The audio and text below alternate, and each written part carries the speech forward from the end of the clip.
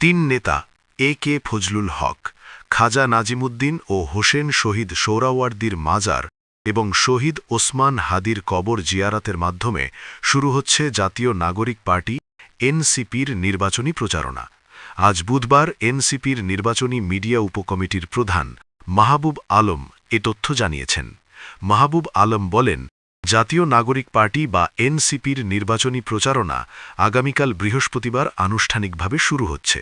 সকাল 10:30টায় তিন নেতার মাজার ও শহীদ ওসমান হাদির কবর জিয়ারতের মাধ্যমে এ প্রচারণা শুরু হবে।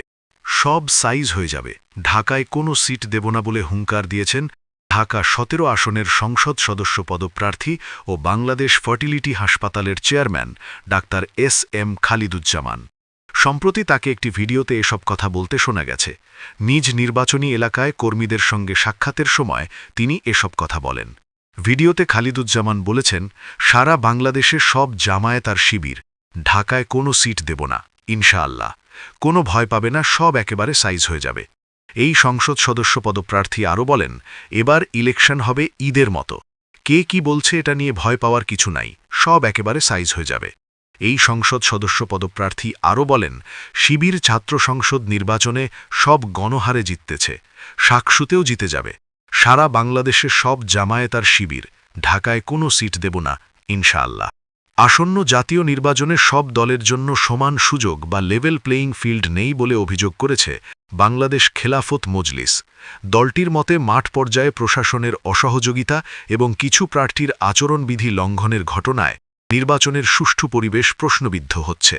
বুধবার 22শে জানুয়ারি নির্বাচন কমিশন কার্যালয়ে প্রধান নির্বাচন কমিশনারের সঙ্গে সাক্ষাৎ শেষে সাংবাদিকদের এসব কথা বলেন বাংলাদেশ খেলাফত মজলিসের সিনিয়র নায়েবে আমির ইউসুফ আশরাফ। বাংলাদেশ জামায়াতে ইসলামের আমির ডাক্তার শফিকুর রহমান বলেছেন, আমরা দেশে একটা শান্তিপূর্ণ সুষ্ঠু নির্বাচন চাই, যেখানে জনমতের প্রতিফলন ঘটবে, ভয়ভীতির পরিবেশ থাকবে না। মানুষ এখন অনেক সচেতন, এখন মব করে জনমত প্রভাবিত করার দিন শেষ। সবাই জনগণের কাছে যাবে, দলের অঙ্গীকার বক্তব্য নিজের চরিত্র নিয়ে যাবে, নিজেদের কার্যক্রম নিয়ে যাবে। জনগণ অতীত বর্তমান বিবেচনা করে কার উপরে আস্থা রাখবেন সেই সিদ্ধান্ত নেবেন।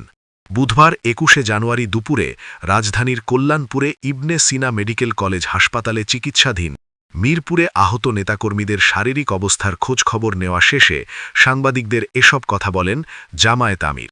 একটি দল পরিকল্পিতভাবে মব তৈরি করে নির্বাচনী পরিস্থিতি ঘোলাটে করার চেষ্টা করছে বলে জানিয়েছেন বাংলাদেশ জামায়াতে ইসলামের কেন্দ্রীয় নির্বাহী পরিষদ সদস্য মোহাম্মদ মোবারক হোসেন। তিনি বলেন, আগামীতে যদি জামায়াতের দিকে দৃষ্টি দেওয়া হয় বা কোনো সন্ত্রাসী আচরণ করা হয়, তাহলে শুধু প্রতিবাদ সমাবেশ নয়, দাঁত ভাঙা জবাব দেওয়া হবে।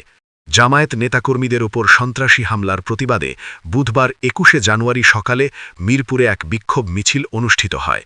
মিছিলটি মিরপুর 60 ফিট বারেক মোল্লা থেকে শুরু হয়ে আমতলায় গিয়ে সমাবেশের মাধ্যমে শেষ হয়। বিক্ষোভ মিছিলোত্তর সমাবেশে একথা বলেন মোবারক হোসেন।